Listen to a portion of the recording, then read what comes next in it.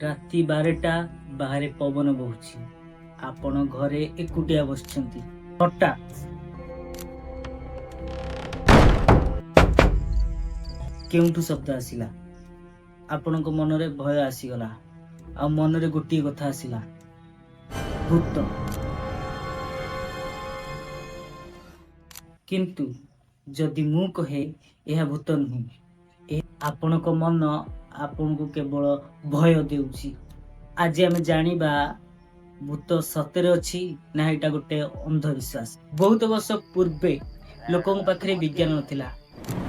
ବଜ୍ରପାତ କାହିଁକି ହୁଏ, ପବନ କାହିଁକି ବୁହେ, ରୋଗ କାହିଁକି ହୁଏ, ଏ କଥା କେହି ଜାଣିପାରୁନଥିଲେ।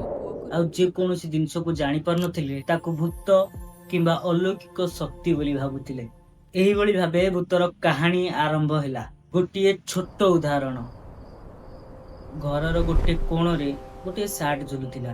ରାତିର ଅନ୍ଧାରରେ ଆମେ ଦୂରରୁ ଦେଖିଲେ କେହି ଜଣେ ଠିଆ ହେଇଛି, କିନ୍ତୁ ପାଖକୁ ଯାଇ ଦେଖିଲା ବେଳକୁ ଏଇଟା ତ ଗୋଟେ କେବଳ ସାର୍ଟ। ଏହା କାହିଁକି ହେଲା? କାରଣ ଅନ୍ଧାରରେ ଆମ ଆଖି ବହୁତ କମ୍ ଦେଖେ। ସେତେବେଳେ ଆମ ମସ୍ତିଷ୍କ ନିଜେ କାହାଣୀ ବନେଇ ଦିଏ। ଏହାକୁ ବୈଜ୍ଞାନିକ ଭାଷାରେ ପେର ଆଇଡୋଲିଆ ବୋଲି କୁହାଯାଏ। ମାନେ ଯୋଉଠି କିଛି ବି ନାହିଁ ସେଠି ଆମକୁ କିଛି ଥିଲା ପରି ଲାଗେ। ଧରନ୍ତୁ ଆପଣଙ୍କ ସାଙ୍ଗ କହିଲା ଗୋଟେ ଗଛ ପାଖରେ ଭୂତ ଅଛି, କିମ୍ବା ସେ ଗଛ ପାଖରେ ଭୂତ ଅଛି। ଏବେ ଆପଣ ସେଠାକୁ ଗଲେ, ପବନ ବୋହିଲା, ପତ୍ର ହଲିଲା, ଆଉ କିଛି ଶବ୍ଦ ହେଲା। ଆପଣଙ୍କୁ ଲାଗିଲା ଭୂତ ଆସିଗଲା। କିନ୍ତୁ ସତରେ କଣ ହେଲା? ପବନ ବହୁଥିଲା, କିନ୍ତୁ ଆପଣଙ୍କ ଭୟ ଆପଣଙ୍କ ମନକୁ ବଦଳେଇ ଦେଲା। ଅନେକ ଲୋକ କହନ୍ତି, ମୁଁ ରାତିରେ ଉଠିଲି କିନ୍ତୁ ମୋର ଶରୀର ହଲୁନଥିଲା। ଆଉ ଏଇ ସେମ୍ କାହାଣୀ ମୁଁ ମୋର ଗାଁର କେତେକ ଲୋକଙ୍କ ଦ୍ୱାରା ବି ଶୁଣିଛି, ଯେ ସେ ଶୋଇଥାନ୍ତି ଆଉ ସେ ଉଠିଲା ବେଳେ ତାଙ୍କୁ ଲାଗେ ତାଙ୍କ ଉପରେ କିଏ ବସିଛି, ଆଉ ତାଙ୍କର ଶରୀରର କୌଣସି ଅଙ୍ଗ ହଲୁନି, କେବଳ ତାଙ୍କ ଆଖି କାମ କରୁଛି। ଆଉ କିଛି ମାତ୍ରାରେ ଏହାର ଏକ୍ସପିରିଏନ୍ସ ମୁଁ ବି ଅନୁଭବ କରିଛି।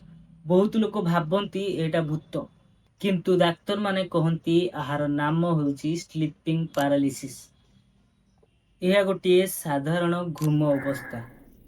ଏଥିରେ ମସ୍ତିଷ୍କ ଆକ୍ଟିଭ ରହେ, କିନ୍ତୁ ଶରୀରର ଅଙ୍ଗ ପ୍ରତ୍ୟଙ୍ଗ କିଛି ସେକେଣ୍ଡ ପର୍ଯ୍ୟନ୍ତ ହଲେନି।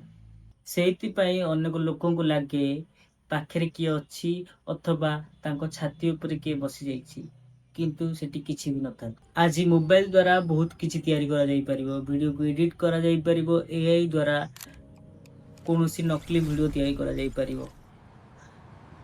ଏଥିପାଇଁ ଇଣ୍ଟରନେଟରେ ମିଳୁଥିବା ସମସ୍ତ ଭିଡ଼ିଓକୁ ବା ଭିଡ଼ିଓକୁ ସତ ବୋଲି ମାନିବା ଠିକ୍ ନୁହେଁ। ଆଜି ପୃଥିବୀରେ କୋଟି କୋଟି ଲୋକଙ୍କ ପାଖରେ ସ୍ମାର୍ଟଫୋନ୍ ଅଛି, ଲକ୍ଷେ ଲକ୍ଷେ CCTV କ୍ୟାମେରା ଅଛି, କୋଟି କୋଟି ଭିଡ଼ିଓ ରେକର୍ଡ ହେଉଛି ପ୍ରତିଦିନ। ଯଦି ସବୁବେଳେ ଭୂତ ଲୋକମାନଙ୍କ ସାମ୍ନାକୁ ଆସୁଥାନ୍ତା, ତାହେଲେ ବୈଜ୍ଞାନିକମାନେ ଏପର୍ଯ୍ୟନ୍ତ ତାହାର ସ୍ପଷ୍ଟ ପ୍ରମାଣ ପାଇପାରିଥାନ୍ତେ। କିନ୍ତୁ ଆଜି ପର୍ଯ୍ୟନ୍ତ ଏମିତି କୌଣସି ବିଶ୍ୱାସ ହେଲା ଭଳି, ବାରମ୍ବାର ଯାଞ୍ଚ କଲା ଭଳି ପ୍ରମାଣ ଏପର୍ଯ୍ୟନ୍ତ ମିଳିନାହିଁ। କେତେକ ଲୋକ ଭୂତଙ୍କ ଭୟରେ ଲୋକଙ୍କୁ ଡାକ୍ତରଙ୍କ ପାଖକୁ ନ ନେଇ କୌଣସି ଗୁଣିଆ କିମ୍ବା ଓଝା ପାଖକୁ ନେଇଯାଆନ୍ତି। ଆଉ କେତେକ ଲୋକ କେତେକ ନିର୍ଦ୍ଦୋଷ ଲୋକଙ୍କୁ ଭୂତ କିମ୍ବା ଡାହାଣୀ ବୋଲି କହି ତାଙ୍କୁ ଅପମାନିତ କରନ୍ତି, ତାଙ୍କୁ ଦୋଷ ଦିଅନ୍ତି। ଏଥିରୁ ଅନେକ ଲୋକ କଷ୍ଟ ପାଆନ୍ତି। ସେଥିପାଇଁ ଅନ୍ଧବିଶ୍ୱାସ ଠାରୁ ବଡ଼ ହେଉଛି ଜ୍ଞାନ। ଆମେ କାହାର ବିଶ୍ୱାସ ଉପରେ ହସିବା ପାଇଁ ଏ ଭିଡ଼ିଓ ବନେଇ ନାହୁଁ। ଆମର ଉଦ୍ଦେଶ୍ୟ ହେଉଛି ପ୍ରଶ୍ନ କରିବା।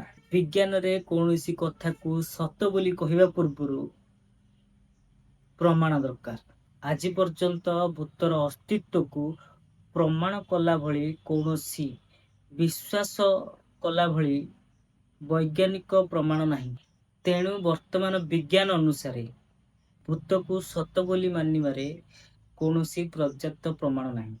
ଭୟ ନୁହେଁ, ଚିନ୍ତା କରନ୍ତୁ। ଗପ ନୁହେଁ, ପ୍ରମାଣ ଖୋଜନ୍ତୁ। ଯଦି ଆପଣଙ୍କୁ ଏ ଭିଡ଼ିଓଟି ଇନଫର୍ମେଟିଭ୍ ଲାଗିଛି, ତାହେଲେ ସବସ୍କ୍ରାଇବ୍ କରି ଆମ ସହିତ ଯୋଡ଼ି ରୁହନ୍ତୁ। ଆଉ ଏଇଟା ଥିଲା ଭୂତର ପାର୍ଟ 1।